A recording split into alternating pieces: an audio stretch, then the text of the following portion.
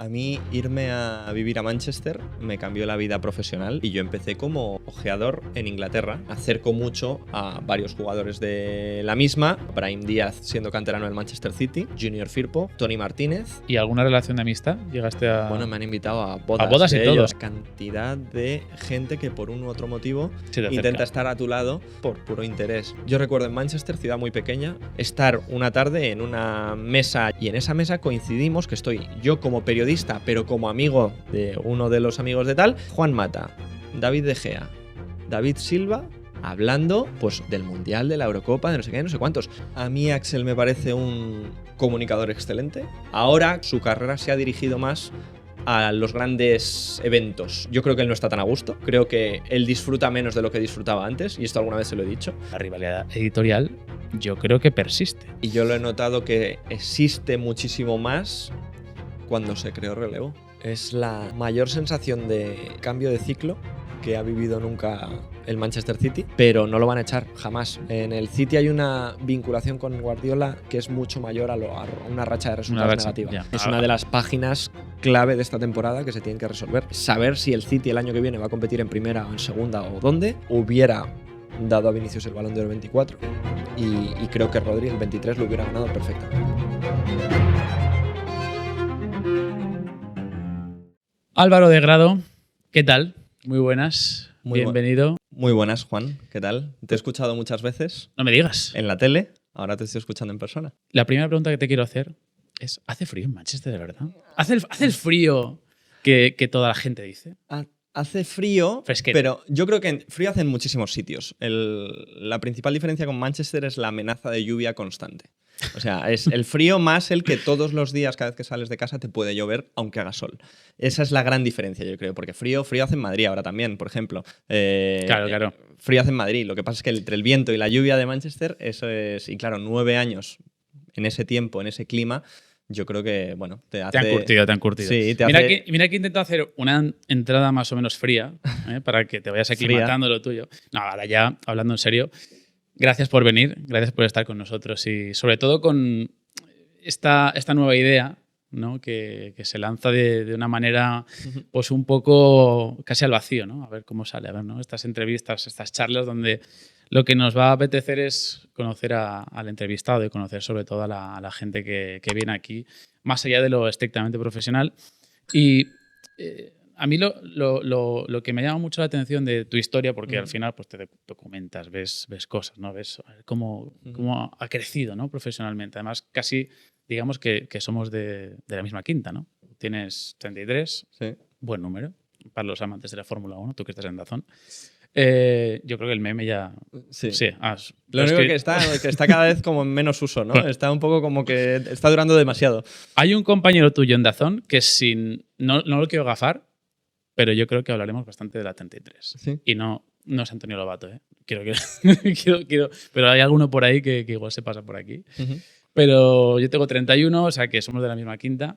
Estás en un periodo de tu vida donde has tenido un cambio muy reciente y que no hablamos en términos futbolísticos, no hablamos en términos periodísticos, sino que cuando hablamos de cambios es que has sido papá hace nada. Uh-huh. Has sido papi cuando estamos grabando hace 10 meses de una preciosa niña que se llama Martina. Uh-huh. Entonces, claro, antes de hablar de toda tu trayectoria y todo lo que comprende, ¿no? Estos cambios en los últimos meses, ¿cómo lo llevas? Pues es el gran cambio en mi vida, porque dejas de ser tú la persona más importante de tu vida. O sea, ahora haces todo lo que haces es en función de otra persona y para otra persona que ahora mismo pues, necesita cuidado 24 horas al día.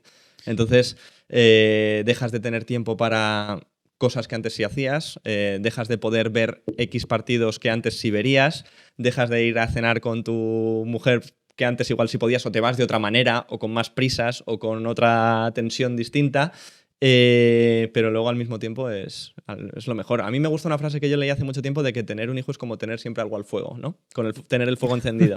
y es esto porque siempre hay un peligro que está a la vuelta de la esquina. Además ahora ya empieza a levantarse, empieza a moverse constantemente, claro. Que coge todas las cosas. Ahí hay peligro constante, entonces necesitas siempre estar alerta y estamos en esa época de dormir menos, de cansarte más, madrugar todos los días son muy largos y tienes un poquito menos de libertad para ti mismo. Tienes una libertad en la que tienes que meter dentro a tu hija porque va a estar ahí siempre. Tampoco quiero escarbar ahí excesivamente, ¿no? En la vida sentimental, la vida familiar, pero es muy curioso también porque tu trayectoria en el periodismo está muy ligada también a tu trayectoria, digamos, a nivel sentimental, ¿no? Porque tú realmente a tu mujer, que os casasteis hace ya pues más de 3 añitos, pero la conoces realmente en Manchester. O sea, ese cambio que tienes hace años viene también incluso con regalos posteriores, que en este caso pues es el casarte con ella y luego incluso tener una hija. A mí irme a vivir a Manchester me cambió la vida profesional, evidentemente, porque me dio un camino, una trayectoria profesional dentro del mundo del periodismo deportivo y al mismo tiempo me cambió la vida personal, pero no solo por encontrar pareja, porque la encuentro, si estoy 9 años, la encuentro en el quinto, sexto. Me cambia porque me voy a una edad, que son los 22 años, en la que yo, al haber estudiado en Madrid, estaba en casa de mis padres, no había salido de casa. Es una edad en la que conoces un país nuevo, un mundo nuevo, un idioma nuevo, que yo sabía inglés, pero no es lo mismo saber inglés que vivir en inglés, que es totalmente distinto. Y luego allí estaba prácticamente solo al principio. Entonces necesitas abrir tu mundo, tus relaciones en el extranjero y muy lejos. Entonces yo creo que ahí personalmente creces muchísimo. Yo es una cosa que recomiendo a todo el mundo. No hice Erasmus nunca, por ejemplo. Hay mucha gente que ha hecho Erasmus antes. Bueno, Erasmus haces. Lo hice.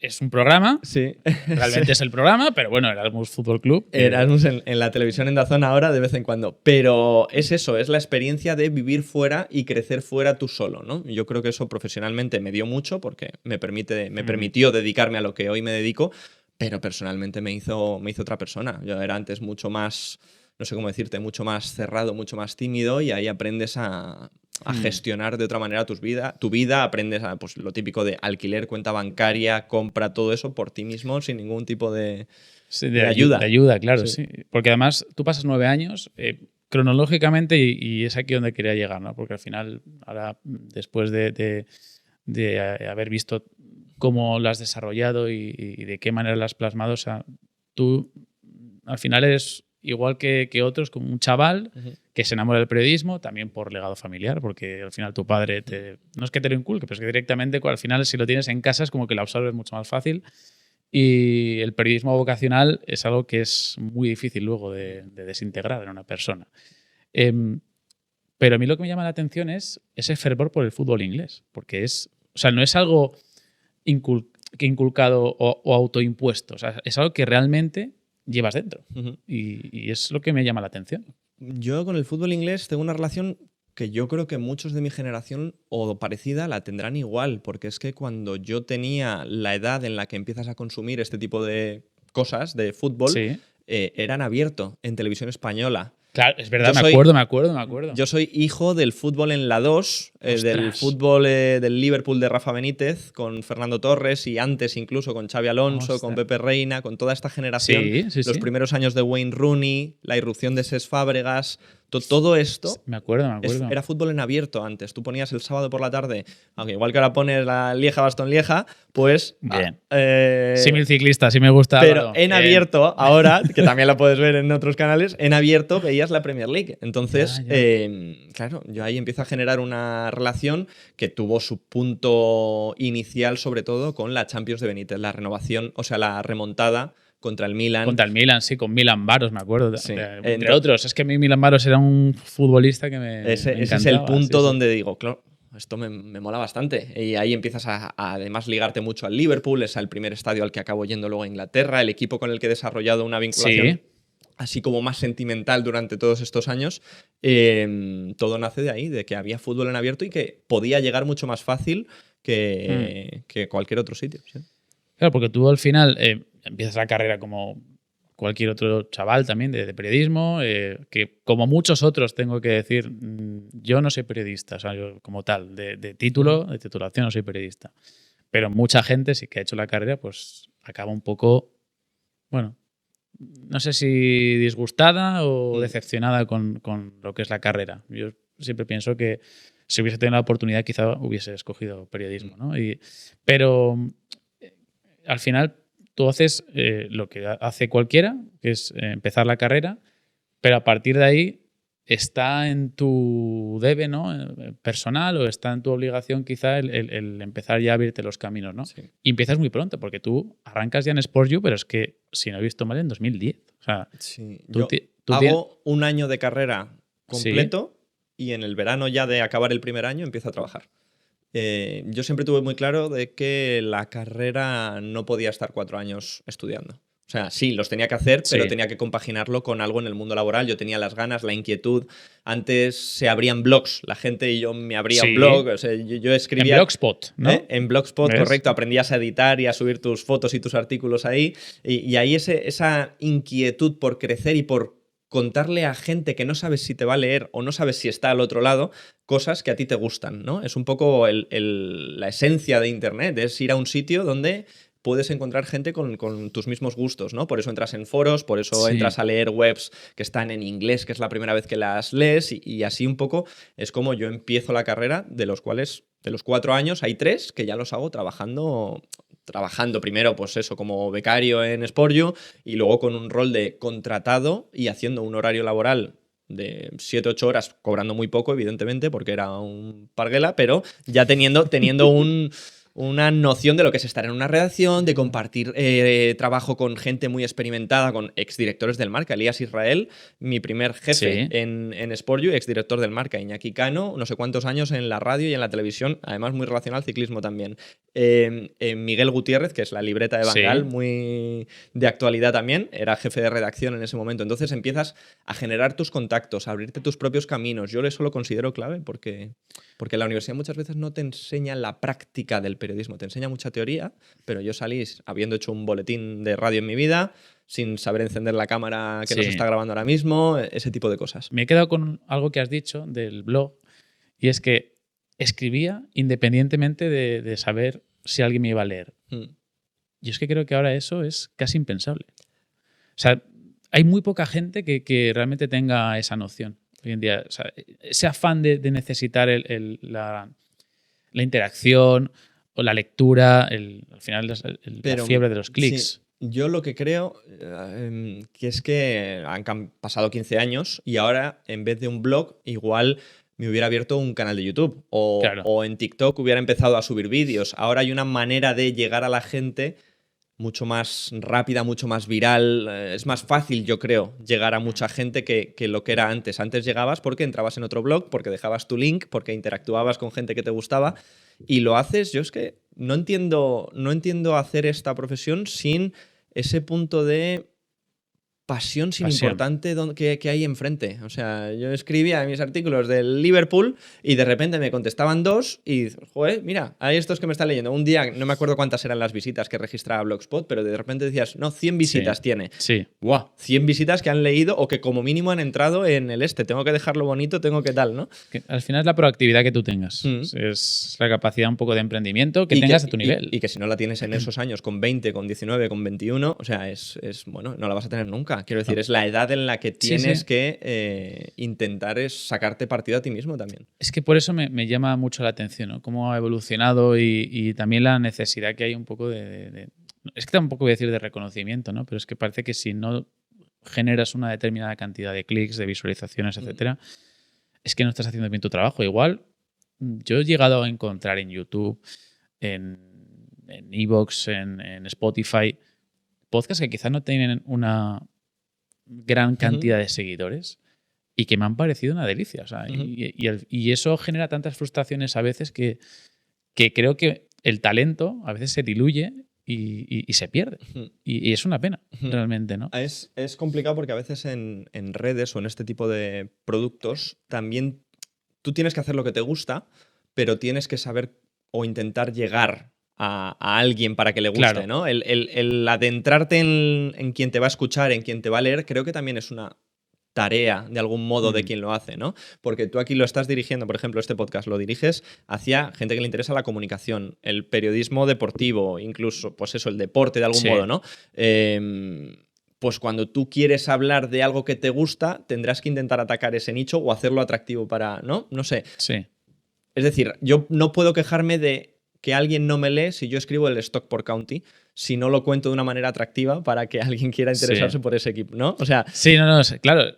Al final creo que es difícil compaginar el periodismo que tú también has ejecutado, que has elaborado, con el que realmente muchas veces se demanda, ¿no? Que es el de, pues eso, ¿no? El del clickbait, la búsqueda del titular, porque tú, claro, volviendo a esos 9 años en Manchester y antes incluso de que te vayas, tú acabas en SportU, realmente se produce una despedida generalizada de... Sí, nos despiden a no sé cuánto % de la plantilla, pero con 21 años a mí me despidieron por primera vez. Claro, eso te iba a decir, que es muy pronto para lo jovencito que eras. Sí. Vives como la primera situación empresarial seria y severa, y a partir de ahí, ahí es casi donde empieza ese camino, ¿no? Hacia lo que cuentas en tu libro, que luego hablaremos de él, que es Away Days, esa experiencia que tuviste de 9 años en Manchester, pero realmente es el primer paso hacia esa decisión que a la postre tienes que tomar gracias a Axel Torres, que es uno de tus padres periodísticos y gran amigo, ¿no? Pero ¿cómo es ese paso desde que tú dejas SportU, desde que te despiden, desde que te vas de allí, hasta que haces tu primer viaje a Inglaterra? ¿Cómo lo vives? Bueno, el primer viaje como aficionado ya lo había hecho. Ya lo había hecho. Bueno, claro, sí. Pero bueno, igualmente hasta que ya me mudo, digamos, a Inglaterra, empiezo otras prácticas en otro lado, en un sitio que se llama, o se llamaba, no sé si sigue existiendo, La Información, en su sección de deportes. Me suena. 3 meses de prácticas, pues como todo el mundo de esa edad, busca prácticas donde sea para estar en redacción y para subir teletipos, hacer noticias y lo de siempre. Lo de siempre. Mítico. ¿Qué pasa? Que llegó un punto en el que yo podía renovar otra vez en La Información, hacer prácticas, o podía seguir apostando de alguna manera por lo que a mí me gustaba de verdad, que era el fútbol inglés, el estar en tal sitio. A mí me coincidió esa época con el trabajo de fin de grado, o sea, con la culminación de los 4 años de carrera. ¡Qué gran momento! Sí, que dices, ya lo ves ahí al final y dices, me quedan 4 o 5 meses donde no voy a poder o no voy a ir a clase porque solo tengo que hacer esto, y tenía la opción de irme a vivir a Inglaterra porque tenía un amigo viviendo en Brighton y porque dije, bueno, si tiene encima acceso para ir al club, el equipo está en una buena situación, no sé qué, no sé cuál, me voy a Brighton a vivir 4 meses, acabo mi trabajo de fin de carrera y mientras tanto empiezo a nutrirme de experiencias en el fútbol inglés, de conocer gente dentro del mundillo, bueno, es eso. Y fue esa decisión de irme a Brighton la que me abrió ciertas puertas y me permitió enseñarle de algún modo, por ejemplo, a Axel Torres, que yo valía para eso, o que a mí me gustaba hacer eso, que luego, en cuanto llega ya el verano, tomamos la decisión de ir directamente a vivir a Inglaterra de forma permanente. Axel Torres...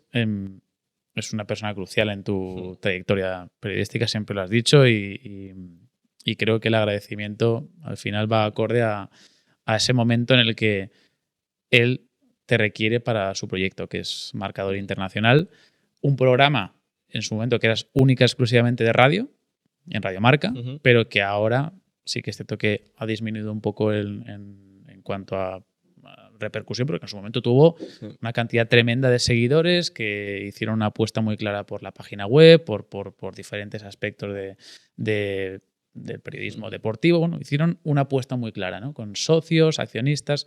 Y cuéntame, por favor, ¿cuál fue tu cara al recibir la llamada de Axel Torres para citarte en Atocha? Porque gracias a Manu Falcón, que es compañero de fuera Caretas. Fuera Caretas. Siempre digo Caretas fuera, lo siento, Manu.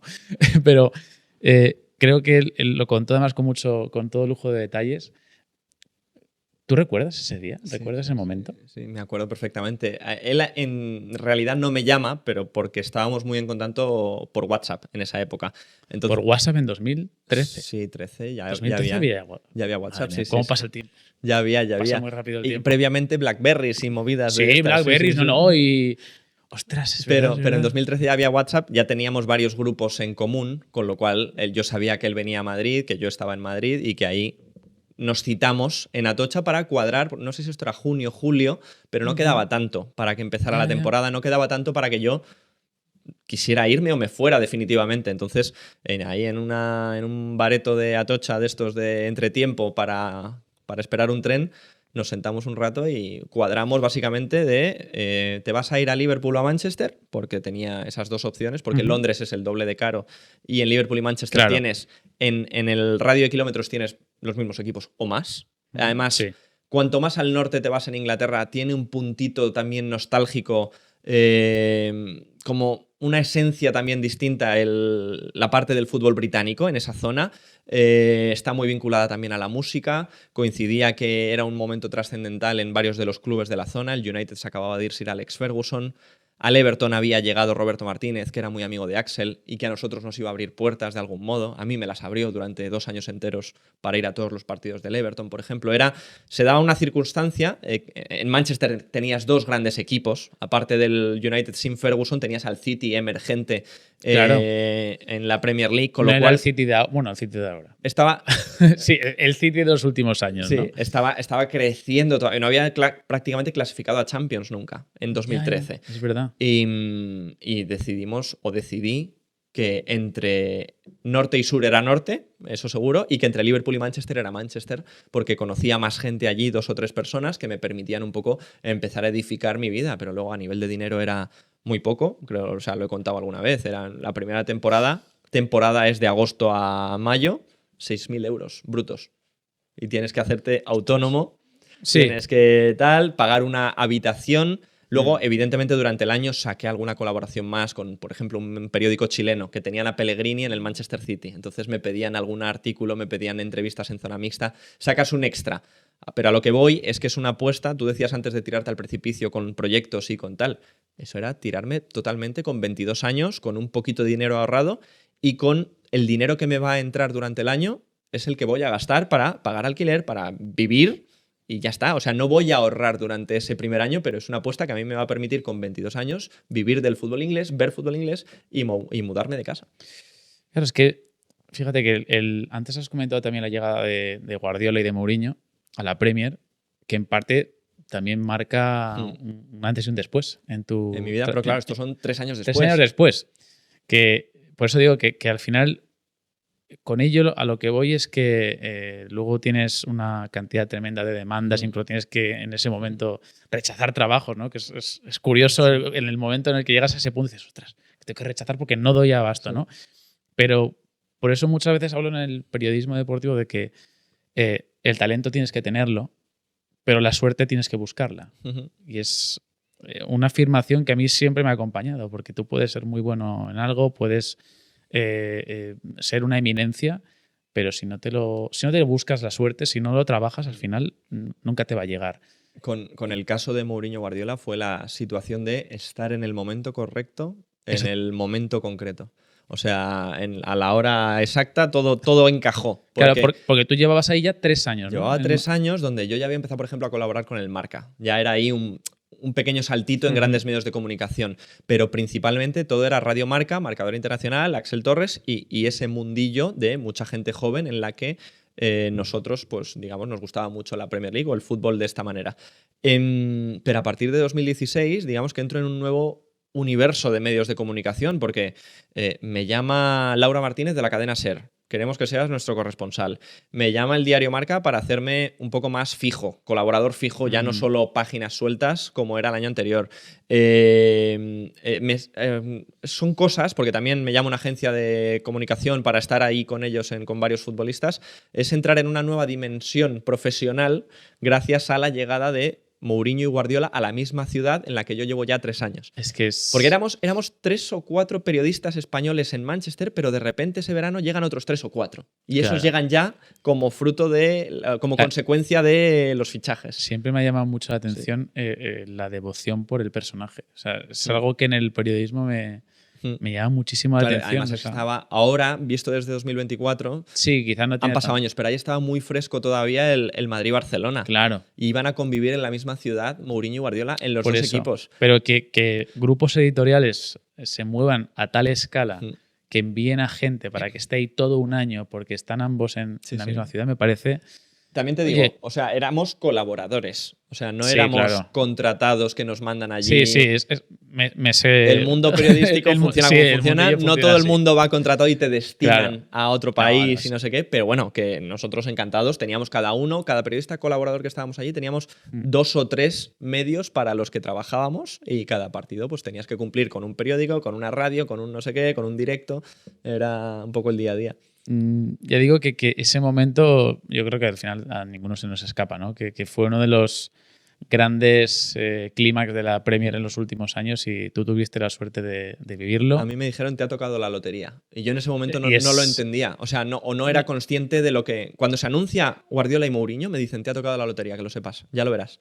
Y eso es. Bueno, fueron ¿Cómo se dice ahora? las Un consecuencias... facto. Sí, sí. Un facto absoluto. A mí me lo adelantaron, vamos. Tal cual, tal cual. Sí, sí. Pero luego esa etapa tú la vives, imagino que con la tranquilidad de estar ahí, es el buscar, ¿no? Esa oportunidad e incluso tuviste que dejar marcador internacional, que eso, no sé si en ese momento Axel lo entendió desde el primer momento o es algo yo creo que sí. Además, él estaba en la cadena SER también. De algún modo, como Sí, que íbamos a había estar todavía. relacionados todavía, pero yo creo que él lo ve como un cambio natural, ¿no? Como alguien que sale de una cantera de un equipo más pequeñito y que es consciente que es un equipo vendedor, porque al final el marcador internacional, o sea, daba para lo que daba, pero éramos gente joven con salarios muy bajitos y que podía vivir un par de chavales o 3 con un ingreso, pero no podía permitirse un marca o una cadena SER en ese momento como competidores, ¿no? Entonces, bueno, hemos mantenido la relación sin ningún tipo de problemas a pesar de haberle tenido que cerrar la puerta en ese momento. ¿Tú cómo lo definirías, Axel? O sea, si tuvieses que definirlo como periodista, más que como amigo, que sé que es tuyo y compañero de trabajo, pero ¿cómo lo definirías? Porque es un tipo que a mí siempre me ha parecido, no lo conozco, que siempre ha sabido mantener el lugar que él mismo se ha, digamos, autoimpuesto, ¿no? Es un tipo comedido, muy tranquilo y que sabe perfectamente en qué momento tiene que hablar en cada retransmisión. O sea, me parece que tiene las cosas muy claras.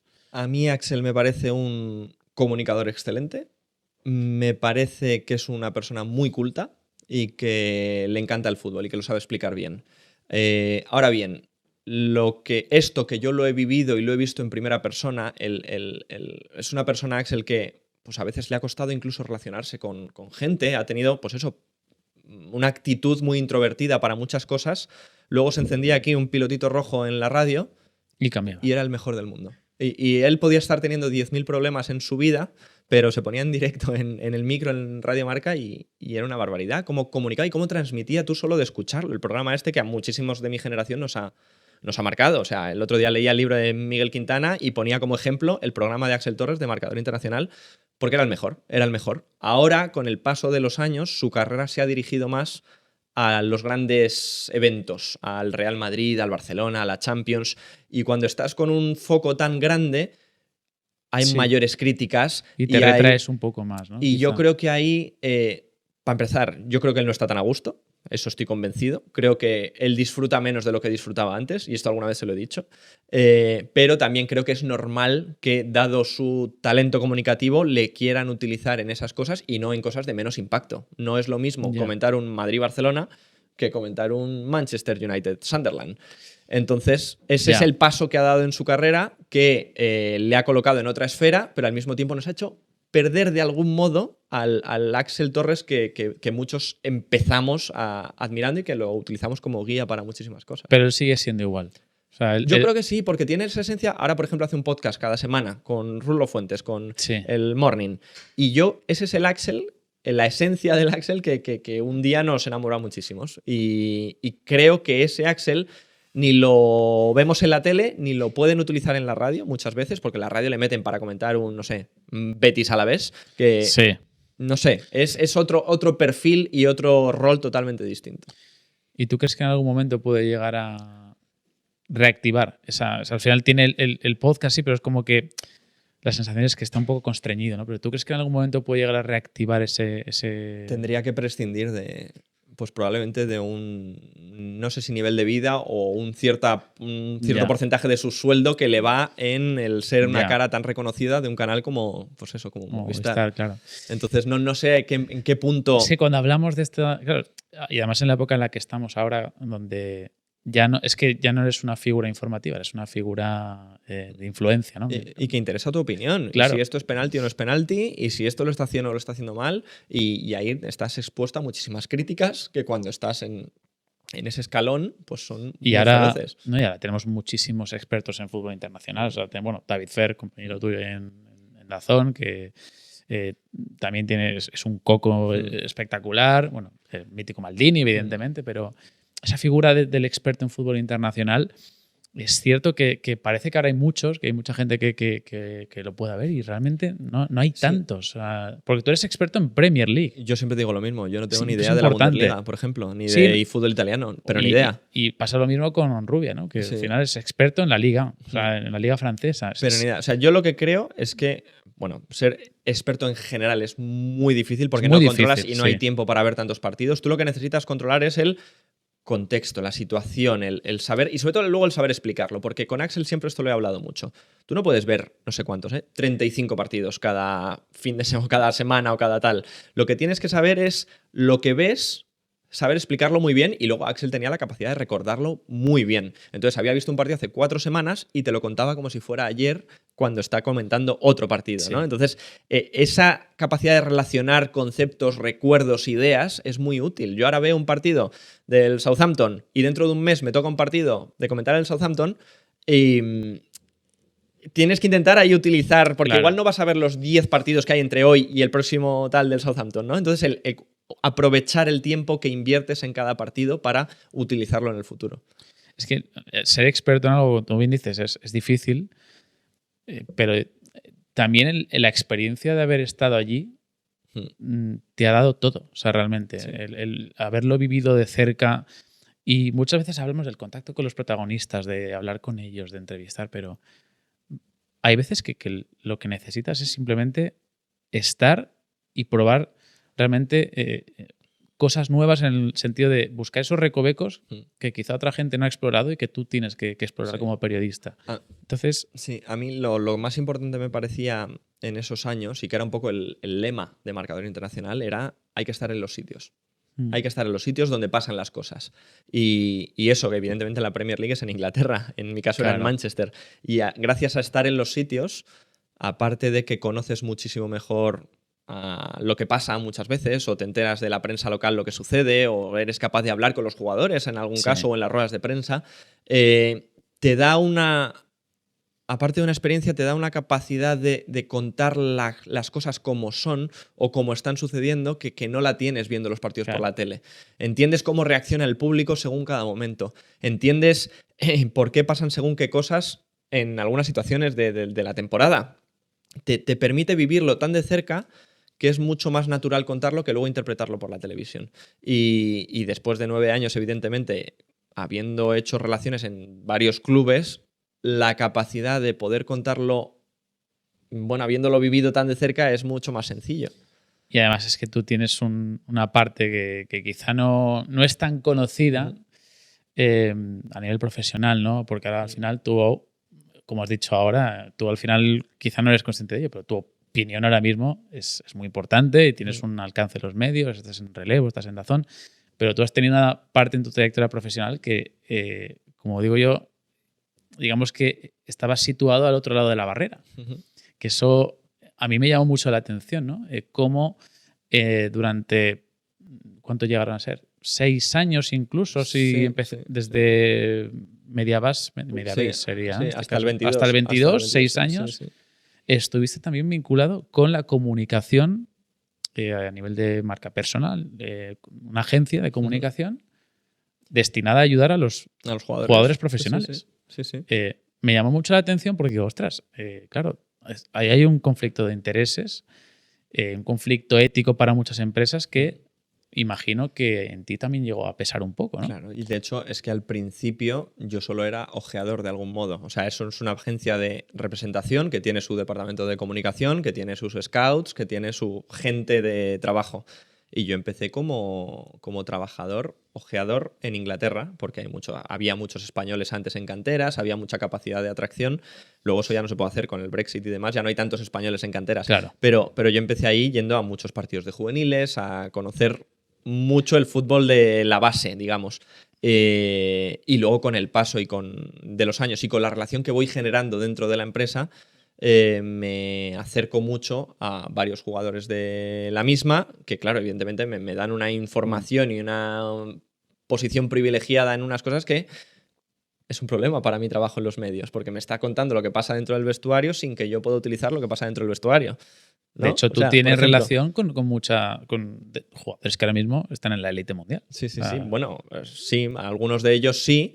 Y ha sido todo fruto de estar en agencias, por ejemplo. O sea, esto no me lo ha dado tanto el periodismo como la otra vía que ya dejé de estar hace varios años.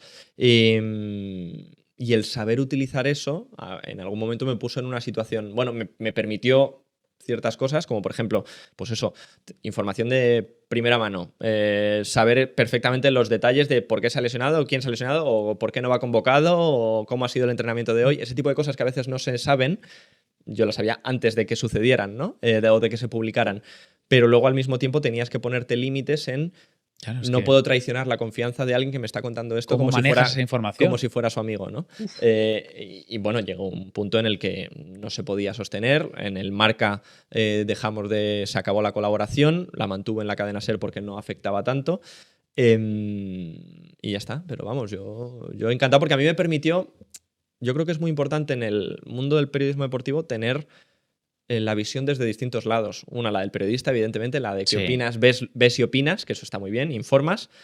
Luego está también la de dentro, digamos, la de te cuentan las cosas y cómo funcionan las negociaciones, cómo funciona, pues eso, el día a día de un jugador, eso, cómo negocias con un club en una reunión, eso me ha tocado vivirlo a mí también. Y yo creo que eso mola mucho, ¿no? ¿Y cómo es? O sea, ya que estamos, ya que te tenemos aquí, ¿cómo es? O sea, realmente es tan especial como se puede llegar a pensar, o sea, que tiene tantos flecos y la negociación realmente bueno, es más... también depende del jugador. Del jugador, claro, sí, pero... No, o sea, no es lo mismo alguien que se va a cobrar, no sé, 800 euros a tercera división en Inglaterra, o alguien que mueve muchos millones y que tiene una marca de patrocinio que es Nike o Adidas, que esos también te ponen pasta y además te regalan ropa y además tienes que subir un post a Instagram con tal copy porque te están... Claro. O sea, ahí hay una serie de funciones y de obligaciones en un deportista de alto nivel, pero ya no te digo esto, te digo un ejemplo que recuerdo, no sé la cantidad exacta, pero Panini dice que nos firmes no sé cuántos 1000 cromos y te pagamos tanto dinero. Claro. Y eso es una acción en la que el jugador saca dinero solo firmando cromos de Panini.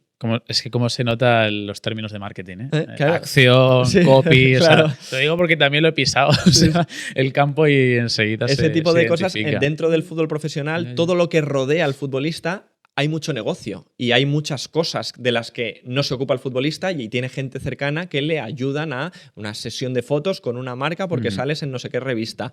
Eso, el tema de la Adidas o Nike o el Puma o el que te patrocine.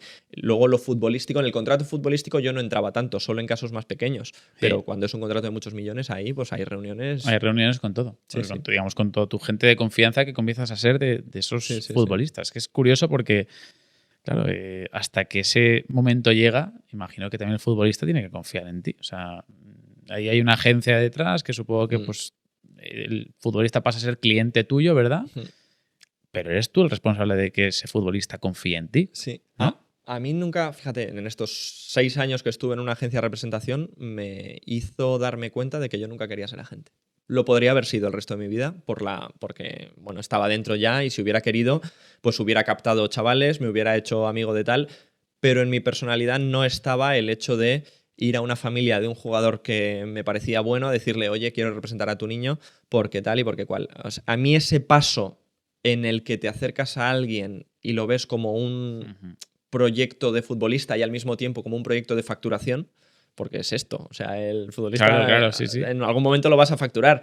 Me costaba mucho. A mí nunca me gustó y no me sentía cómodo porque luego hay mucho trabajo sucio de la gente. Si el jugador es bueno, te llueven las ofertas y te vienen los equipos. Pero si no es tan bueno, o si está lesionado, o si hay una situación mala, tienes tú que tocar las puertas. Sí. Y eres tú el que tocas al director deportivo de este club, al no sé quién del otro y a tal. Y tienes que llamar e insistir y vender a tu jugador y que te digan que no lo quieren. Y ese trabajo no me gustaba. A mí No te gusta. Yo prefería estar al lado del jugador de otra manera, no siendo yo el que va a negociar su dinero, al que va a insistir por él a los clubes. Ese paso me resultaba mucho más costoso. ¿Tú crees que, o sea, tú que lo has vivido de cerca y que los has tenido pues, prácticamente como amigos, seguramente algunos, o conocidos cercanos, pero ¿el jugador es tan hermético como parece? O sea, en líneas generales, porque dependerá de cada caso, pero sí que es verdad que el aura que les engloba, ¿no? Muchas veces es muy común, ¿no? Pensar que son muy, muy cerrados, muy herméticos y que tienen un círculo extremadamente cerrado, ¿no? ¿Cómo lo viviste tú? Cuando atraviesas el círculo, no es hermético. O sea, cuando estás dentro de ese círculo, no hay tanto reparo en contar cosas. Evidentemente, cuando eres un externo y cuando eres periodista, es que la etiqueta de soy periodista, además, hay muchos que no. Bueno, que tienen el temor ese de, ojo, que este es periodista, que igual lo que yo diga. Lo larga. Que igual lo que yo diga. Fíjate, o sea, anécdota del estilo. Yo recuerdo en Manchester, ciudad muy pequeña, en un restaurante de la ciudad, que era del padre de Juan Mata y de Juan Mata, estar una tarde en una mesa ya de haber acabado de comer, no había casi nadie, en un reservado, y en esa mesa coincidimos que estoy yo como periodista, pero como amigo de uno de los amigos de tal, y luego en la mesa Juan Mata, David De Gea, David Silva, y no me acuerdo quién más. Pero tú piensas, joder, 3 futbolistas de la selección española, no sé qué, hablando pues del Mundial, de la Eurocopa, de no sé qué, no sé cuántos. Y si yo no hubiera estado ahí, digamos, protegido o como amigo de otra persona de las que estaba, a mí me verían como un ¿qué hace este aquí? O sea, lo que estamos diciendo no debería estar escuchándolo. Afortunadamente estaba como medio dentro del círculo y claro, ahí hablas de, pues eso, del Mundial, de la Eurocopa, de todos esos años, con una libertad y con una franqueza que bueno, para mí se queda. Sí, eso te iba a decir, que yo supongo que, claro, que te habrás quedado con muchas cosas. A ver, esto al final, dentro del periodismo está... En cuando empiezas a tener cierta relación con el deportista de élite, hay ciertas cosas que te guardas para ti. Que sabes, evidentemente. No tiene por qué, quiero decir, no es nada...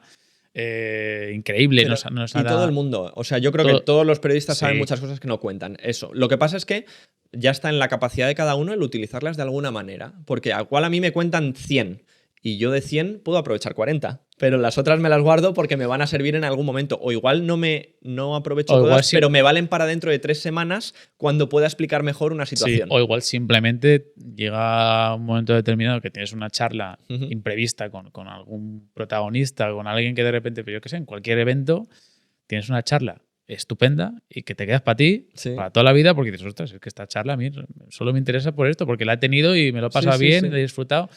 Pero a lo que voy es que no siempre, o no es necesario verlo siempre como una fuente. Claro, exactamente. En cuanto generas la relación de confianza y sale todo natural, no solo te cuenta cosas para que tú las puedas contar, sino que te las cuenta porque además a ti te van a ayudar a entender el panorama completamente, ¿no? Y luego a explicarlo mejor. O sea, porque, pues eso, claro. el día de mañana lo vas a utilizar de alguna manera sin dar el detalle igual, pero...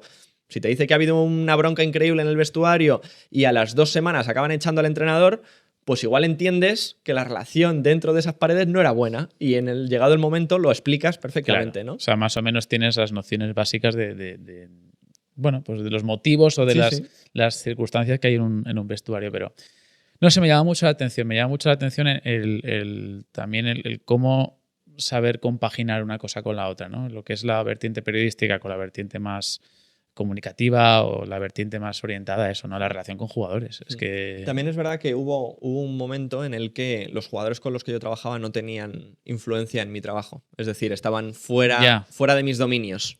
Fuera... Sí, porque, o sea, tú puedes decir a algún jugador que, con el que hayas trabajado. En la agencia en la que yo estaba Brahim Díaz siendo canterano del Manchester City y luego fichando por el Real Madrid. Estaba Junior Firpo, jugador del Betis Barcelona Leeds United.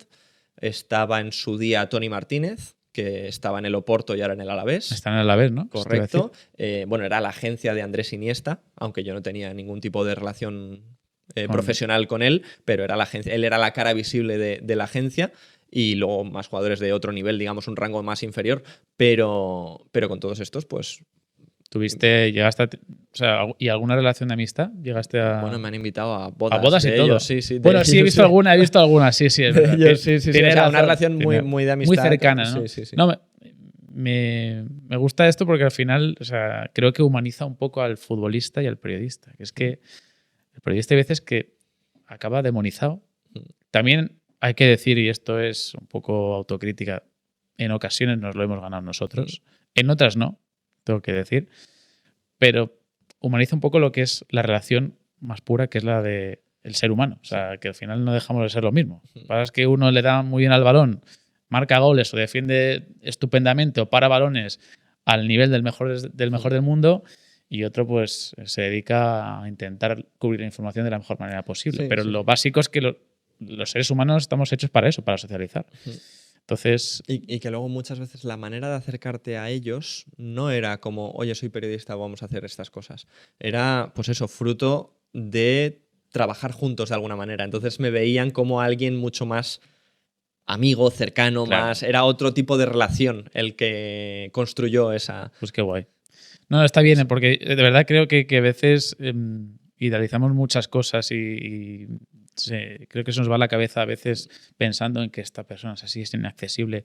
Al final todos somos personas. O sea, y cuando tendemos a idealizar es cuando realmente empezamos a erigir muros y pienso que las cosas a veces son mucho más fáciles. Está claro que cuando eres una persona influyente, cuando eres un futbolista que tiene tanta repercusión, tienes que tener un círculo cercano. Y se te acerca mucha gente. Eso exacto, también, por intereses. Claro, yo eso lo he vivido estando al lado de ellos muchas veces. La cantidad de gente que por un u otro motivo intenta estar a tu lado o para venderte algo o para presumir de estar a tu lado o porque es una falsa relación de amistad por puro interés, ¿no? Y el gestionar eso, claro, yo lo veía desde fuera.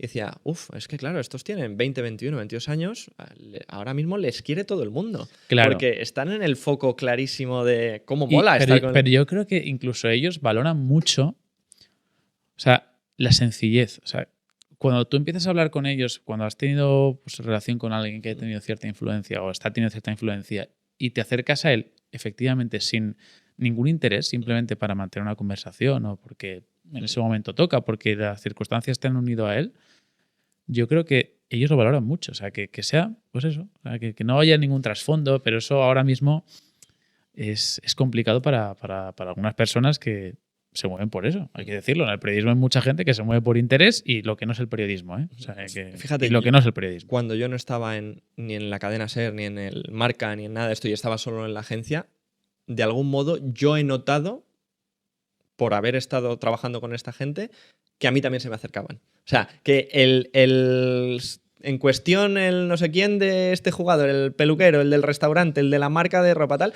como que te intenta de algún modo también camelar a ti para, en consecuencia, tener más cerca al otro. Bueno, ¿sabes? Luego te pediré el teléfono de Brahim, quiero decir, o sea, vamos a ver, entonces, estás aquí por lo que estás, vamos a ver, Álvaro. Sí. No, pero me gustó mucho al documentarme y tal, me gustó leer esa capacidad que tuviste para compaginar las dos cosas y sobre todo no entrar en ese conflicto. Luego ya pues cada empresa hace lo que cree conveniente y de hecho tú comentas en algún podcast que bueno, tú entiendes al final que pues Marca corte su colaboración porque cree que puede haber un conflicto de intereses. Y hay muchos medios que no lo permiten esto, de estar en una agencia. Editorialmente. Sí, pero hay otros que sí, ¿eh? Porque luego hay manga ancha en según qué medios claro. Cada uno publica lo que sea y se sabe perfectamente de dónde viene cada información o de por qué tienes esa información y no pasa ni media. Pero yo entiendo perfectamente que eso suceda. Además, en una posición de alguien como yo, que no era nadie. O sea, que era, bueno, eso, nadie. El corresponsal en Inglaterra que no tiene, sí. Pues, a ver. Pero mucho menos que cualquier otro. Entiendo. Con poder. Acaba esa etapa y volviendo a tu cronología, ves que estamos metiendo aquí pues una cosita aquí, una cosita allá, pero lo que no queremos perder es el hilo conductor, ¿no? Que es el cómo evolucionas hasta llegar a donde estás hoy, ¿no? pasaste por el AS, un paso bastante fugaz En la pandemia. en la pandemia. Es una de las cosas que más me han llamado la atención de que me iban a contratar, bueno, a ser colaborador antes de que empezara la pandemia. Durante no sé cuántos meses, tampoco tuve muchas, no sé, un par de meses, tal, no tuve noticias. Y poco después de empezar la pandemia me confirman que efectivamente van a empezar a contar conmigo en el diario AS. Yo encantado, evidentemente. Por ejemplo, al diario AS no le importó Es que tú has esta estado en muchos grupos editoriales. Es que has estado en Unidad. Bueno, para la gente que no sepa cómo se mueven los grupos editoriales aquí en España, marcas de Unidad Editorial, que Unidad Editorial digamos que es algo así como una delegación de RCS, Sport ahí en Italia. Vocento ahora con Relevo, has estado en Prisa, o sea que... Y lo más difícil de todo es que estuve en Unidad Editorial y en Prisa a la vez. O sea, que eso era muy extraño. Es como estar en Madrid y Barça, por ejemplo, a la vez. Era increíble porque a mí me metían en la cadena SER corresponsal del Marca, buenas noches. Y yo, bueno, joder, aquí esto es una movida. A mí aquí hay algo que se me está escapando, ¿no?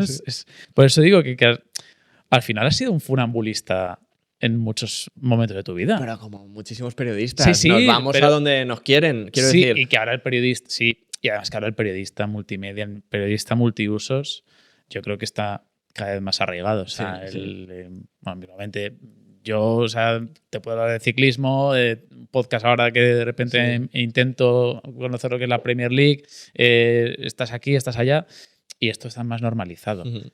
Pero la rivalidad editorial yo creo que persiste. Entonces, sí, 100%. Bueno, persiste y yo lo he notado que existe muchísimo más cuando se creó Relevo. O sea, Relevo es otro frente dentro de los medios de comunicación en otro grupo editorial que, bueno, también impide a veces colaboraciones con Grupo Prisa o con Unidad Editorial. Claro. Porque dicen, no vamos a meter a un tío de otro grupo editorial pudiendo meter a uno colega, ¿no? Claro.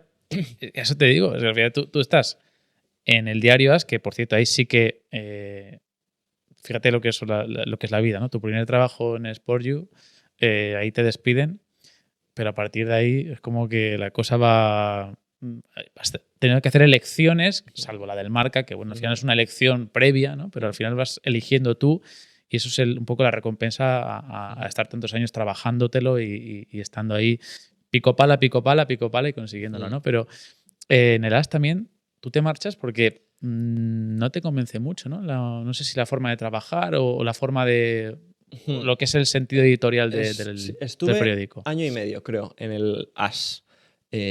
Labores normales y corrientes de un corresponsal. O sea, aquí hay una noticia, aquí hay unas declaraciones, hay que hacer un tema de esto, un tema del otro. Y llegado el año y medio, vi que no me llenaba la forma en la que estaba haciendo lo que me tocaba cada día y que me suponía, pues eso, me daba más pereza de lo normal hacer este tipo de contenidos a los que yo estaba acostumbrado y decidí cortar. O sea, sin más. Afortunadamente, porque claro, no todo el mundo en esa situación puede elegir eso. Tenía suficientes o ingresos o focos en los que ocuparme, pero a mí en ese momento me salió dejar el AS porque me iba a dar más tiempo en mi vida y me iba a quitar una tensión que no quería. No, ya. ¿Y la pandemia te afectó ahí? ¿Tú crees que mentalmente también tuvo algo que ver o simplemente las sensaciones? ¿No? Yo creo que no, porque yo estoy acostumbrado toda mi vida a trabajar en mi casa. O sea, la oficina ha sido mi casa. Sí, el teletrabajo lo llevas de Lo serie. tengo muy asimilado. De 9 años fuera en el extranjero, eran o en los estadios o en mi casa el trabajo, con lo cual eso era lo mismo. Y no, simplemente, o sea, hastío, un poco más quemado de hacer temas que igual no te apetecían tanto o que tú no los veías tan útiles o tal. Claro, que tiene más que ver con los clics, o sea, con lo que es el... con clics o con la manera de enfocarlos o con, pues eso, o buscar mucho donde no hay tanto, que a veces no solo son los clics, porque yo creo que en el periodismo actual muchísimos titulares van enfocados a buscar clics. Todo el mundo quiere visitas. Es el de dónde sacas las visitas. O sea, el si ha dicho un pero no sé qué, no sé cuántos, tal, y de repente eso lo conviertes en noticia, ahí es donde no estaba tan a gusto haciéndolo. De hecho, después de la pandemia, claro, el cambio más sustancial, creo yo, es que vuelves a España. Tú eres de aquí de Madrid y la pregunta es muy fácil.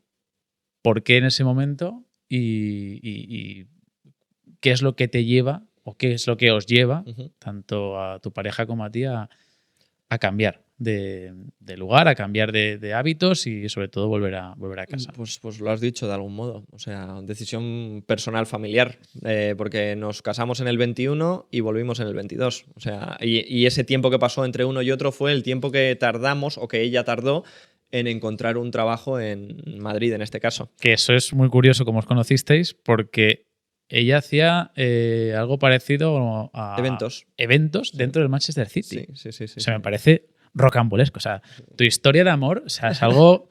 Yo creo que bueno, ya claro, lo has contado varias veces, pero. Me voy a vivir a Manchester, pues al final acabo conociendo a alguien que trabaja en Manchester. Pero me parece una maravilla. O sea, alguien que se dedica a la organización de eventos del Manchester City y que al final acabes casado y encima ahora ya con una hija. O sea, me parece. Y muy, muy útil también cuando te quieres casar porque organiza tu boda. Entonces, es verdad. Claro. Bueno, tengo que decir que conozco un poco. Conozco un poco por dónde va. Acaba organizando muchísimas cosas también de la boda, con lo cual se agradece. No. Sí que es cierto, pero. Pero bueno, claro, es que al final en Manchester tú te relacionas con los pocos españoles que hay, muchos de ellos trabajaban en el City, por ejemplo, algún otro ha trabajado en el United, y las relaciones que yo he tenido han sido principalmente con gente del fútbol y con gente que estaba en Manchester, con lo cual era antes o después. Españoles. Sí. Claro, y el inglés, entonces. Claro, esto es como un Erasmus de. No, mi madre se piensa que hablo inglés perfectamente. Y nada, ¿no? O sea, bilingüe no soy, sé inglés, pero yo no me considero no te queda bilingüe. otra, ¿eh? Es uno de los grandes debes que tengo en mi vida, el no volver completamente bilingüe después de 9 años, pero por esto, porque mi relación ha sido el día a día. Es que yo he trabajado en castellano porque para medios españoles y he vivido en español. Pero te digo una cosa, o sea, que al final eso ocurre yo creo que en todas las ciudades. Yo tengo un par de amigos que... Mira, en Manchester ha estado uno, lo que pasa es que a él le encantan los idiomas y al final acabó hablando inglés. Copenhague lo mismo, en Dinamarca, al final haces como una pues una tribu española. Y así pasó. Y es que somos mediterráneos. En ese aspecto, al final, es que yo creo que nos delata un poco la forma de ser y a veces incluso somos un poco distantes a las personalidades que hay en determinados países. Y ellos yo creo que también lo son con nosotros. Sí, ¿no? Sí. Bueno, quiero decir, es algo efectivamente bidireccional. Sí. Es natural juntarte con esto, con los españoles, y de algún modo, pues en según qué ámbitos, tampoco era tan sencillo el generar la relación. Claro, otra cosa es que tú seas proactivo y que te guste relacionarte con gente de esos países o incluso con gente que esté también de paso, pero que esté de un país distinto, ¿no? Que estés ahí en Inglaterra y de repente conozcas a un neerlandés, ¿no? A un francés. Pero sí que es verdad que normalmente se hace una comuna ahí de gente de tu país. Pero bueno, que... ¿Os vais de Manchester? Por eso, decisión familiar, porque nos habíamos casado hace nada y porque después de 9 años recién casados y con la proyección de tener hijos, pues queríamos volver a estar cerca de la familia, volver a cerrar una etapa de algún modo. A mí yo me hubiera quedado toda mi vida en Manchester. Eso te iba a decir. Si hubiera vivido 3 vidas, una entera la pasaba en Manchester. O sea, a ti te encantaba... Yo disfrutaba, creo que nunca más voy a ser tan feliz en mi trabajo, porque iba todas las semanas a, pues no sé, 2 o 3 partidos en directo, tenía una vida muy vinculada al fútbol, que es a mí lo que más me gusta, y luego el grupo de amistad que tenía en ese tiempo, pues era perfecto. Y ella seguía encargándose, o sea, seguía trabajando. Ella trabajó hasta el último día. En sí, el City. porque buscó trabajo teniendo trabajo, que esa es una red de seguridad. Claro. Pero ella siempre estuvo en el City, haciendo eventos y tal. Sí. O sea, que al final, digamos que poníais en consenso casi vuestros trabajos, ¿no? Al final, cada uno por su lado, pero trabajabais dentro del sector. Sí. Y yo iba los sábados a los partidos y ya estaba el sábado en el partido, que eso de cara a la conciliación familiar es más fácil, es mucho más fácil. Sabes que trabajas y sé que trabaja. O sea, quiero decir, no estás esperando en casa para hacer otra cosa, sino que los dos tenemos el trabajo y vamos al mismo sitio a trabajar. Oye, ¿y la familia cómo lo vive? El que estés tan lejos y... Bueno, yo volvía en cada parón de selecciones, más o menos, o de 4 parones que hay, volvía en 2 y ya está, y en verano. Los veranos sí que estaba aquí más tiempo, pero bueno, al final te pierdes muchísimas cosas, porque tú no puedes quedar los fines de semana a comer con tus padres constantemente. Quedas luego durante 3 días seguidos cuando vuelves en el parón de selecciones. Pero también me apetecía eso, el volver a mi rutina de mis padres que viven a 10 minutos de mi casa, mis hermanos, mi hermana que está teniendo niños, mis abuelos. O sea, esa vida que yo me he perdido durante 9 años en muchísimos eventos, volver a recuperarlos. Ya. Y evidentemente con una niña ahora, pues tener a la ayuda familiar es todavía más Sí, importante. supongo que- Si no estás muy aislado y si no... ¿De qué zona eres tú de Madrid? Yo ahora vivo al lado de Manuel Becerra. ¿Y siempre has sido de esa zona? Sí, o? un poco más cerca del Retiro mis padres, pero yo en Manuel Sí. Becerra, sí. O sea, que zona que al Sí, sí. final sí que es... Me considero un privilegiado el haber crecido al lado del No, Retiro. sí, eso te iba a decir. O sea, que el yo he aprendido a Retiro- montar en bici en el Retiro. Mis mejores partidos de fútbol han sido en el césped del Retiro. Me he roto la que pierna en el Retiro. Yo tengo la suerte también de vivir a 10-15 minutos del Retiro y es que es un regalo. O sea, el Retiro, es para lo los que mejor. no sean de Madrid, por favor, si la gente viene a Madrid, que venga al Retiro. Es lo porque mejor del mundo. Vamos, es como tener un bosque. Ahora en sales mitad a de- correr al Retiro. Ahora me pilla Sí. andando tardo 15-20 minutos ahora. Pero bueno, todavía Bueno, es que se puede hacer nada, perfectamente. Si al final Madrid está al lado. Sí, sí, Todo sí. está al lado. Si lo piensas, todo está al lado. Pero bueno, claro, vienes aquí a Madrid, supongo que tendrías... bueno, realmente no sé si vienes con algo ya asegurado. Vengo O solo con la agencia, con la que agencia. es lo que yo mantenía. Y con alguna colaboración más, así más pequeñita. Pero yo sabía que me podía mover a cualquier sitio del mundo, de España. Pero teníamos el foco Madrid o Barcelona. Ujú. Y una vez estoy en Madrid, pues es cuando se me vuelven a abrir otras opciones. Que una de ellas es la de relevo. De relevo, que es donde estás trabajando ahora, donde llevas ya como año... Bueno, Pues desde sí, agosto del 22. pues más de 2 años, 2 años y pico.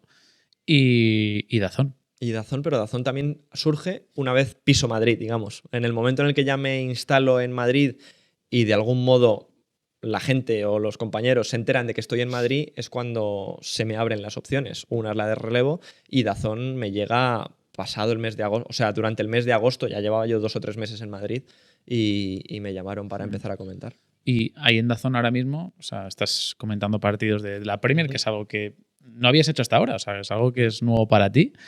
¿Cómo es, aparte de que ya llevas varios partidos ya y varios años que creo que puedes tener una opinión bastante formada, ¿no? ¿Cómo estás viendo, ¿no? La apuesta de Dazón por la Premier, la cantidad de gente que os sigue, también estás ahí con gente como Frank Guillén, como Nacho González de la media inglesa, o sea, sois un grupo muy joven y que está muy orientado a eso, ¿no? A hacer que la Premier siga Crezca. creciendo, ¿no? Y que además tienen renovados los derechos hasta todavía más años.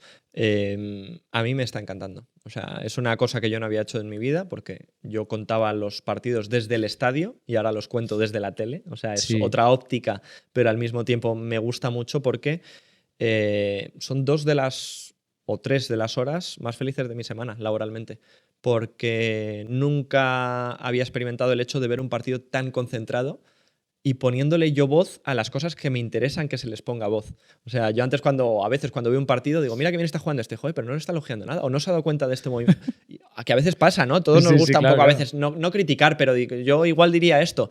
Y claro, el decir yo esas cosas y el enfocarme yo en mira este jugador cómo lo está haciendo y quiero contar esta historia y no sé qué, ponerle voz a eso que está sucediendo, me está encantando. Y luego, claro, cuando te toca un partido bueno y disfrutas mucho, es una adrenalina de 2 horas en general Sí. el partido, que lo estoy, ya te digo, gozando cada semana, cada partido que Sí, me porque toca. además luego hacéis lo que he comentado antes, ¿no? Que el programa de Erasmus FC, que está con Sí. Nacho, Miguel, David, Sí. Ferry, de vez en cuando. De vez en pues, cuando yo fui el otro día y eso, sí. y además lo paséis en grande. O sea, Sí, que además Nacho creo que adapta un poco lo que es el formato de la media inglesa a lo que es Sí, Dazón, ¿no? más guionizado, esto más televisivo, pero sí. Que yo estoy de acuerdo con lo que te dijo Manu, De- que me sorprende muchísimo que nunca hayáis cruzado los caminos la media inglesa y tú. O sea, es algo que... Pero fíjate, luego los hemos cruzado los futbolines el otro Sí. día, por ejemplo. Sí, que ¿verdad? Pegamos una soa increíble a todo el que se nos puso delante, que nos pusimos juntos a jugar.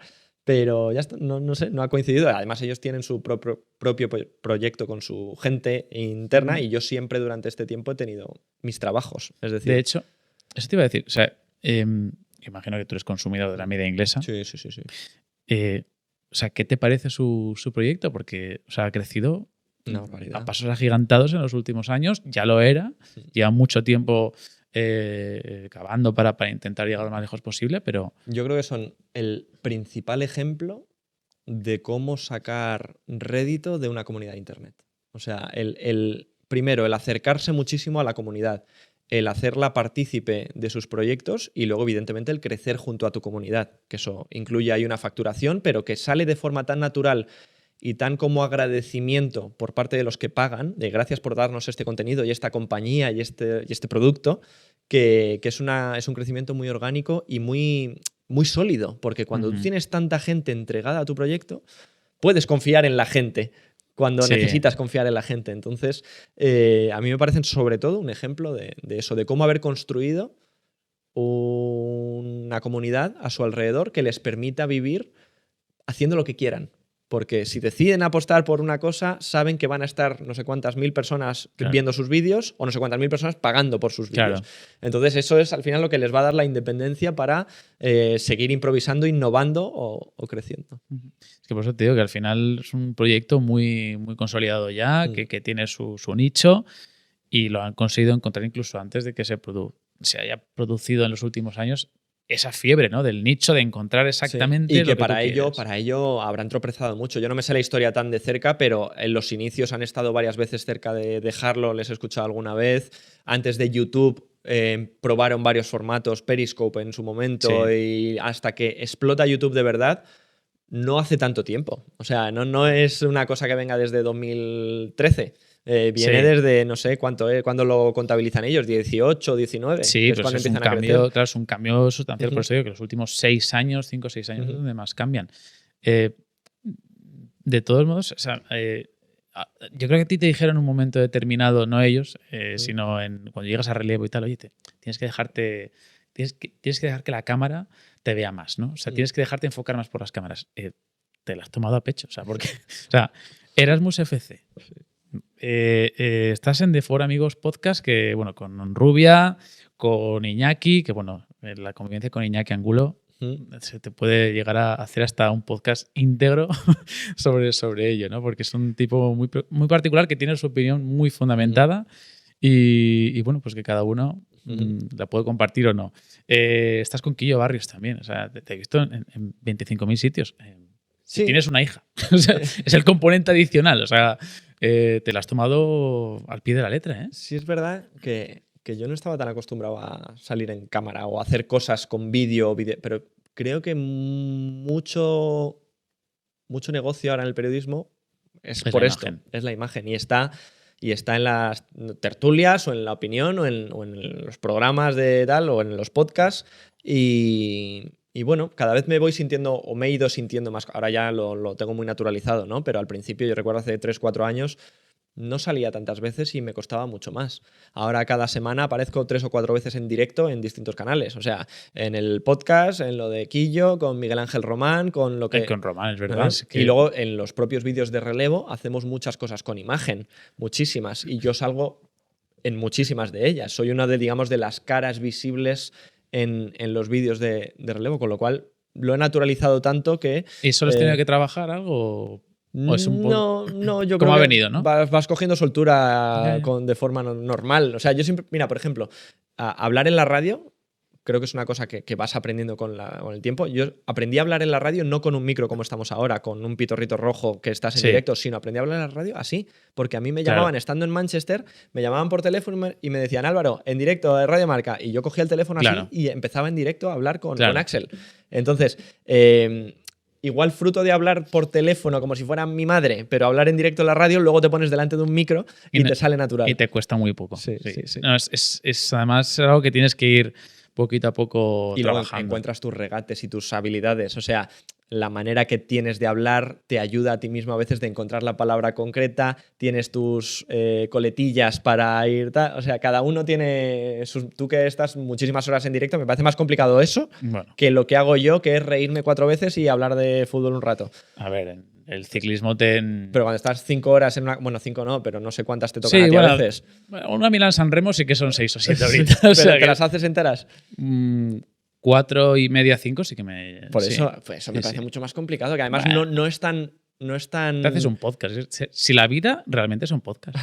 Todo se reduce al podcast. El tema es que te tienen que escuchar en el podcast. Ya, bueno, claro, pero eso es otra cuestión. Pero la vida se reduce en podcast. Bueno, o sea, al final yo creo que la narración... además, qué importante es que haya complicidad entre comentarista y narrador. Importantísimo. O sea, porque tú al final coincides con varios narradores. No te voy a preguntar con quién te sientes más cómodo. O sea, al final cada uno pues tiene sus preferencias y yo creo que al final el comentarista es el que se acaba adaptando un poco al narrador y viceversa. Sí. Tienen que tener esa complicidad. ¿Cuál sería para ti la regla básica, ¿no? para poder compaginar con él o para tener esa complicidad? El mismo tono en el sentido de yo le tengo que él es el principal protagonista, o sea, yo siendo comentarista no soy el protagonista, él es el narrador, él es el que lleva el ritmo y yo me tengo que meter en su ritmo cada vez que intervengo. Es decir, si él va a 100 por hora y ha habido un gol o una jugada increíble, yo no puedo entrar rollo analítico, tranquilo, calmado, no sé qué. Creo que tiene que haber ahí una combinación al mismo ritmo en nuestros comentarios, pero él es el que lo va marcando y él es el que va dejando espacios. Yo me considero que soy un comentarista bastante intervencionista. O sea, creo que entro muchas veces sin que me lo deje el hueco porque me gusta ir dejando el detalle de lo que voy viendo, ¿no? Sí. Pero bueno, esto luego lo vas aprendiendo. Hay veces narradores que están más acostumbrados a hacerlo en solitario que no te dejan tanto espacio luego para intervenir, ¿no? Y que ves un poco como más limitados los huecos para poder aportar, pero te vas adaptando a cada partido y a cada ¿Y a ti persona. te gustaría en algún momento dar el salto a otra liga como es, por ejemplo, la española? ¿O estás tan cómodo en la Premier que...? A ver, yo estoy comodísimo en la Premier, ahora mismo es mi sitio, 100%. ¿Qué pasa? Que para yo dar cualquier salto a otra liga, que gustándome como me gusta comentar, no me importaría. Lo que pasa es que necesito mucha más preparación. Yo ahora para un partido de la Premier de preparación necesito lo justo. Lo justo, claro. Lo justo. La pura actualización de cada semana de mira lo que ha hecho el entrenador, mira quién está lesionado y tal, porque generalmente el partido anterior lo he visto y el anterior y el anterior y el anterior. Y la trayectoria de los equipos me la conozco, o sea, y los jugadores me lo sé de memoria. Tú ahora mismo, o sea, si te pido la alineación del Southampton... Sí, probablemente te la diga. Me la puedes llegar claro, a decir. Y te digo los suplentes y sé quién es cada uno. Entonces sé qué años tiene, sé quién es el entrenador que lo acaban de despedir y te puedo hablar del Southampton mucho tiempo sin prepararme nada. Pero si pues me eso es retentiva, eso es muy complicado. Quiero decir... Bueno, pero por algo me dedico a la Premier League. Ya, bueno, pero... ¿Tú dirías el equipo titular del Lotto Destiny en el Tour de Francia? Sí, podría llegar a decírtelo, pero ostras, pero... Bueno, pues cada uno es su nicho. Pero tener ahí tanta retentiva... Vamos, que hay algunos que evidentemente tienen facilidad para recordar las cosas, sí. pero...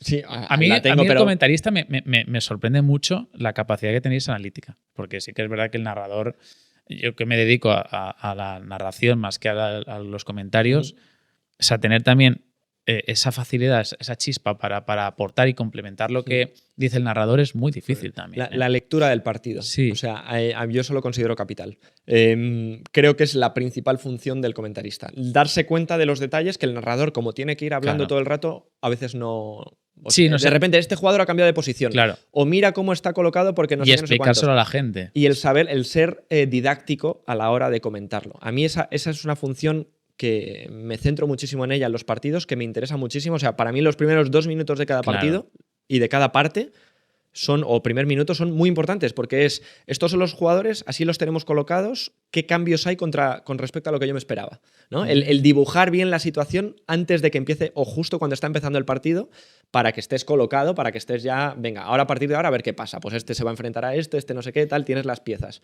Pero el ir comentando cómo se va tejiendo el partido y esos duelos entre los jugadores, a mí me encanta hacer eso. No te voy a quitar mucho más tiempo. Últimas, aunque sea pinceladas de actualidad, que yo creo que vamos bien. Eso sí, es que hay que sacar los reels, ¿sabes? Hay que sacar las quotes, hay que sacarlos. Los podcasts se hacen para los reels también. Efectivamente, o sea, ahora ya esto ha sido todo relleno, ahora vamos a los 10 minutitos de actualidad, que es donde quiero que me hables un poco de lo que es la Premier. Actualmente estamos grabando a mediados, un poco más allá de diciembre, lo digo para tener un contexto temporal. ¿Tú crees que ahora mismo Cole Palmer puede llegar a ser la futura estrella de la Premier? O sea, que ya lo sea, pero que el gran referente de la Premier, como ha podido ser en su momento durante una trayectoria o durante un periodo de tiempo, pues lo fue Salah, en los últimos años lo fue el Kun Agüero con el City, pero tiene ese aura. A nivel de imagen está construyendo su personaje en base a lo peculiar que es, porque da la sensación a veces de que por un lado es buenísimo, es increíble, una capacidad de sorprender impresionante, es muy decisivo, salen muchas fotos porque mete muchos goles y muchos pases, pero al mismo tiempo da la sensación de que le da igual todo. O sea, de que hace esto porque es lo que le toca, pero luego se sienta en el césped mientras 2 rivales están pegando, mira a la cámara sin ninguna capacidad de sorpresa o de mueca. O sea, es como muy frío lo de Cole Palmer. Sí. Tiene la celebración tan peculiar que la está convirtiendo un poco en icono suya. Yo creo que está construyendo el personaje en base a esas dos versiones, ¿no? El ser muy bueno y el pasar absolutamente de todo. Pero bueno, hay muchos focos muy importantes en la Premier. O sea, Haaland, en el momento en el que gane cosas o más cosas, Haaland es un bicho marketingiano. O sea, tú dirías, Palmer aspira, pero sí. Tiene también competencia seria. Sí, la tiene muchísimo. Luego depende, a nivel inglés, ahora mismo Palmer es lo mejor, seguro, o prácticamente lo mejor. A nivel, o sea, bueno, sería Bellingham y él. O sea, sí, correcto. Bueno, vale, me estaba centrando en la Premier, sí, pero quiero decir, en lo que es y la selección. Y Palmer era suplente este verano en la Eurocopa. O sea, quiero decir, todavía el trasvase a la pura élite Champions, que ni siquiera está en Champions y no sé qué, todavía le falta ahí un escalón. Pero sí, Bellingham por encima. Pero luego en la Premier tienes Salah, que te cubre un mercado mundial como es el árabe, el africano enorme. Tienes a Haaland, que es un bicho de marketing impresionante y que probablemente será un traspaso carísimo si sale de algún día del City. Y luego el United como marca es tan grande que en cualquier momento te sale alguien muy, muy potente. Pero yo creo que ahora mismo esos tres, porque Bukayo Saka a nivel inglés me parece mucho menor de impacto, fuera del fútbol, yo creo que esos son los principales. Tú que has estado en Manchester tanto tiempo, que has convivido con los dos clubes, claro, el Manchester United es un caso aparte en los últimos años. A pesar de que justo cuando estamos grabando vienen de ganar y remontar al City, pero aparte del Manchester, lo que es el City, o sea, ¿qué le pasa al City este año? ¿Qué le está ocurriendo? Más allá de que esto pueda caducar, que no lo creo, porque tampoco va a tardar mucho en publicar, cambian los próximos partidos. Pero con eso, aunque sea como punto de referencia, pero ¿qué le pasa al City este año? Es la mayor sensación de cambio de ciclo que ha vivido nunca el Manchester City. O sea, en estos meses casi ya, que se extiende 11 partidos ahora cuando estamos grabando. Yo creo que ha sido una tormenta perfecta de cosas negativas. Empezando por la más importante, que yo creo que es la lesión de jugadores muy importantes, como es el caso de Rodri, como han sido muchísimos de los defensas de la plantilla, como Grealish, De Bruyne, todos han estado lesionados en algún momento y eso afecta al rendimiento del equipo. Pero luego, además, ya ha atacado a las bases futbolísticas de Guardiola, que es, si lo que mejor se nos daba era dar pases sencillos de seguridad, estamos fallando pases sencillos de seguridad. Si lo que mejor se nos daba era que no nos recibieran, que no nos crearan ocasiones de gol, ahora por partido nos llegan muchísimas veces, más que en la temporada pasada completa. O sea, en lo futbolístico se están viendo las consecuencias de todo lo que ha pasado también alrededor. Y luego Guardiola, que yo creo que ahora mismo el reponer la mentalidad de jugadores que no han perdido casi nunca en 6 años, no está siendo tan fácil cuando te faltan piezas muy importantes y no está teniendo la capacidad esa de reacción. Es que estamos viendo errores que el City nunca había cometido en 6 años. O sea, está perdiendo partidos por fallar en lo más básico que siempre hacían bien. ¿Y eso tiene algún vínculo quizá también con la ausencia de Rodri? Imagino que algo seguro, pero yo creo que va mucho más allá. Pero va mucho más allá, ¿no? O sea, yo creo que también hay mucho de aquí. De la cabeza. O sea, de que ahora mismo son inestables en cualquier situación adversa. Van ganando 3-0 y les empatan a 3 en 10 minutos. Van ganando 1-0 en el 87 y les remontan, el United. Yo creo que cualquier obstáculo ahora mismo es demasiado grande para ellos. Y da la sensación de que se tropiezan en cuanto ven el problema. ¿Y no te llama la atención de que alguien que ha trabajado tanto la psicología, como es el City, como es Guardiola, o sea, llegue precisamente a eso, a que la mente en parte les traicione? Porque es algo que no sé incluso si se puede arreglar con incorporaciones, porque se habla, he estado leyendo, ¿no?, que ha habido pues algún contacto ya para poder incorporar a alguien en invierno.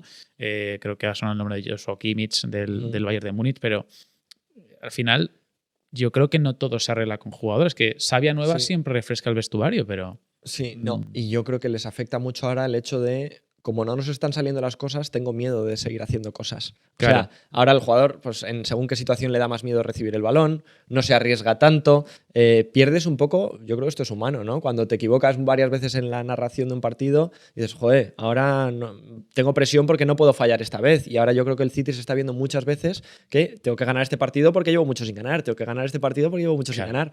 Y les está pesando muchísimo. Y quizá esa falta de... Yo estoy echando un poco de menos la figura del líder que dice, se acabó esto. Cojo el partido por el cuello, como se diría, por la pechera, y aquí vamos para adelante como... ¿Tú a Guardiola lo sigues viendo la próxima temporada en el City? O sea, aunque pase lo que pase. ¿Tú crees que eso...? Bueno, primero porque ha renovado. Sí, aparte, hasta el 27. Pero sobre todo... ¿Y por qué no lo van a echar? Ciñéndonos a la... No lo van a echar.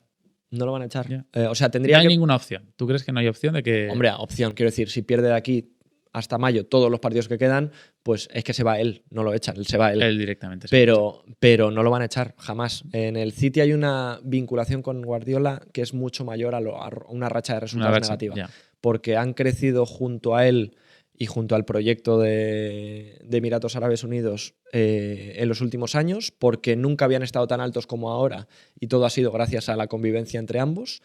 Y porque lo ven, como dijeron este fin de semana, como más que un entrenador. O sea, te guste más o menos. Sí, como si fuese... Guardiola para ellos es la persona más importante del proyecto. Es la persona más importante del proyecto del Manchester City, Guardiola. El día que se vaya Guardiola, pues igual lo es Haaland, o igual lo es no sé quién, o igual lo es el presidente. Pero ahora mismo es Guardiola. Y aparte que el City tiene ahora mismo, a priori, son supuestos 130 cargos que se le acusa por el tema del fair play. O sea, que es una de las páginas clave de esta temporada que se tienen que resolver. Saber si el City el año que viene va a competir en primera o en segunda o dónde, si todo lo van a compensar con una multa, si finalmente no son culpables, que es otra de las opciones que se puede manejar. Yo creo que va a haber multa económica y creo que es necesario para el bienestar de la Premier League que haya una solución y que si son culpables que haya una penalización grande si son culpables, porque han sido muchos años y muchos años en los que han crecido como club. Entonces yo creo que es necesario el dejar constancia de cómo han crecido. O sea, que al final, pase lo que pase, algo habrá. O sea, sí, bueno, tiene que haber en el 2025 una solución. O sea, tiene que haber una solución. Si es económico, seguramente será la mejor noticia para el City, pero o sea, tu opinión más o menos la has dejado clara. Ahora te pregunto, o sea, ¿tú los ves en segunda el año que viene? Yo creo que no. ¿Tú crees que no? Yo creo que no va a pasar algo así. Pero por intereses más allá de lo futbolístico, realmente porque el apartado de la justicia, o sea, realmente no vea hechos que realmente prueben los cargos que supuestamente se les acusa al club. Es que aquí ya no lo sé. O sea, yo creo que no van a esto porque van a encontrar el regate legal, como sea, para acabar pagando multa, como pasó con la UEFA hace varios años, que también tuvieron algo parecido, que acabaron pagando, creo que fueron 30 millones o algo así. Que una multa, pues pagar la multa y a seguir jugando normal y corriente. Yo no me lo imagino bajando o descendiendo a segunda división como castigo. ¿Y te lo imaginas peleando con Liverpool, Chelsea, la Premier este año o ya es un poquito? Este año ya no. Este año ya no. Este año, por mucho que mejore el City, que lo hemos visto capaz de ganar muchísimos partidos seguidos en el tramo importante de la temporada, en eso se ha caracterizado el City de estos años, en que de diciembre a abril ganan todo. Claro. Y así ganan las ligas. Yo este año no lo veo. No lo veo porque los veo mucho más inestables y porque en el caso de que empezaran a ganar algo, veo que tienen 2 o 3 rivales cada vez más. O sea, el Liverpool muy bien. El Chelsea a mí me ha sorprendido muchísimo a nivel de rendimiento este año. Sí, tuvo muchos fichajes, es cierto que... Muchísimos, sí. Empezando por el entrenador. Pero la plantilla ha hecho clic muy rápido y me gusta mucho. Ahora bien, no sé hasta qué punto es capaz de competir la liga, pero ojo, está ahora mismo. Ahí. Ahora es el momento para sostener esta teoría. No, pero es que me llama y el Arsenal está luego, pero bueno. Pero me llama la atención que hay muchos grandes en apuros, porque el Tottenham, por ejemplo, también está cruzando una racha complicada de asimilar. El City a su manera, pero bueno. Y el United, evidentemente. El Everton también está cerca del descenso. O sea que me llama mucho la atención cómo la Premier muchas veces, a pesar de que estos gigantes están en peligro, casi nunca caen, ¿no? al pozo, ¿no? O sea, tienen la capacidad... Porque hay mucha... Yo creo que hay una diferencia bastante grande con lo que es la Premier, digamos, la Premier sólida, los grandes de la Premier con respecto a los que suben de segunda.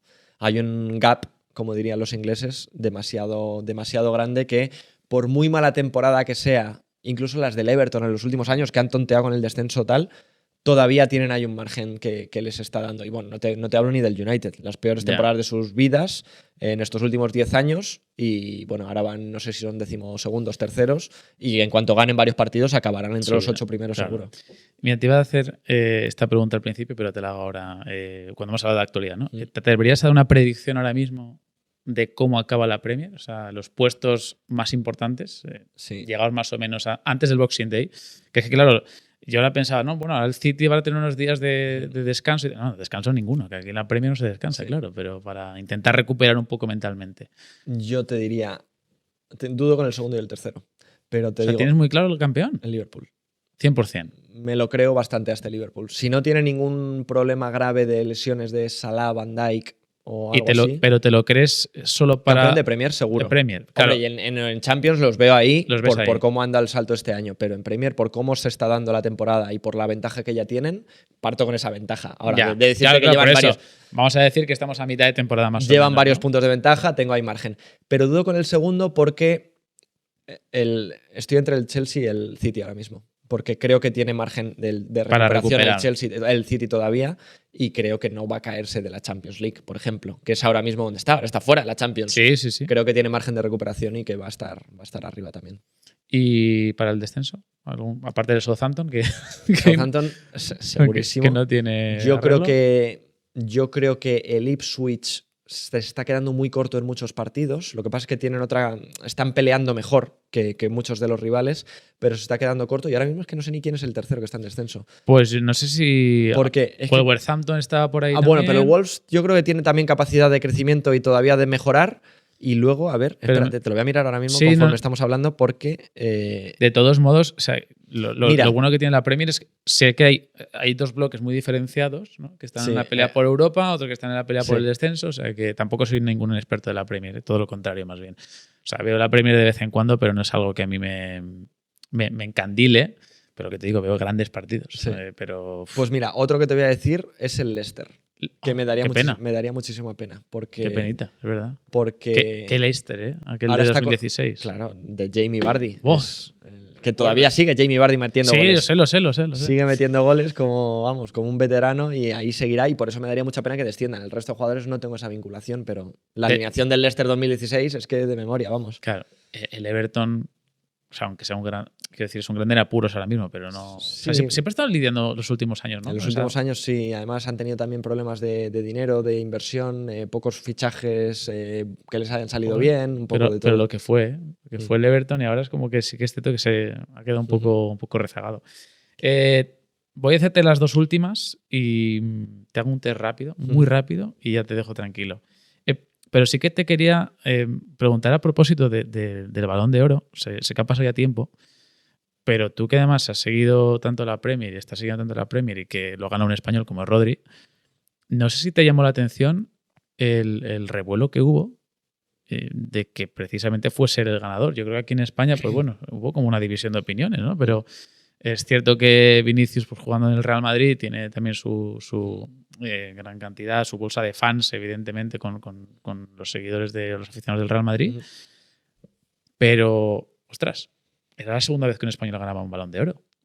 A mí me sorprendió mucho el revuelo que hubo y lo poco sonado que fue el galardón que un tío ganó después de una temporada que tú, que la has seguido tan fervientemente y tan de cerca, fue inmaculada de Rodri. Sí, no. La temporada de Rodri fue muy buena, además con momentos concretos muy potentes, como el haber ganado otra liga, como la Eurocopa, como la temporada del Manchester City.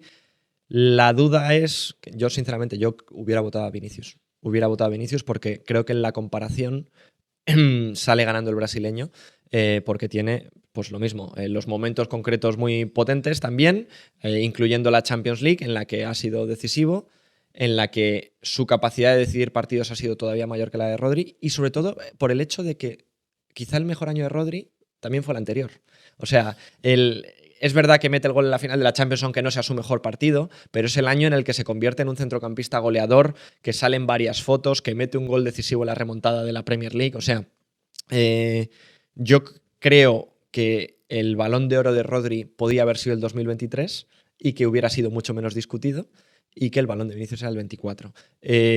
Ahora bien, puestos a esto, fíjate, le dan tanta importancia luego. Todo el mundo dice, no, pues al final pues no le damos importancia al Balón de Oro tal, pero luego los piques y las consecuencias y lo que sucede en función de la relación de la decisión del Balón de Oro son enormes. Entonces, la realidad es que a todo el mundo le importa lo que pasa en el Balón de Oro. Pero vamos, la conclusión es esa. Yo hubiera dado a Vinicius el Balón de Oro 24 y creo que Rodri el 23 lo hubiera ganado perfectamente. Te iba a hacer un test rápido, pero me acabo de dar cuenta de las horas que son y te tengo que dejar marchar, así que el test rápido lo dejamos para una segunda ocasión. ¿Te lo parece? Vale, no, es que si no te tengo aquí y luego en relevo me pasas las facturas y digo, chaval, que lo tienes aquí retenido. La última pregunta que te voy a hacer es, ya ves el nombre del podcast. Sí. Dime entonces con quién quieres que hable. ¿Con quién quieres que hables? Otra cosa es que lo consiga. Tú aquí puedes hacer la petición que quieras, pero esta es la pregunta para cerrar el podcast. Bueno, pues uno fácil que te podría decir por lo que hemos hablado es Axel Torres, que viene a Madrid de vez en cuando. Bueno, para partidos. Se pueden hacer sus gestiones. Yo creo que... O sea, yo como mínimo te puedo poner en contacto. Eso, bueno. Para poder hablar con él. Vale. Bueno, yo creo que lo puedo dejar ahí, ¿no? Eso está bien. Dicho queda. Eso está bien. Álvaro de Grado, great, ¿no? Como te llaman cada vez me llaman más así. Great, ¿no? Sí. Gracias de verdad y nada, ya sabes, esta es tu casa. Muy bien, muchas gracias. Cuídate mucho.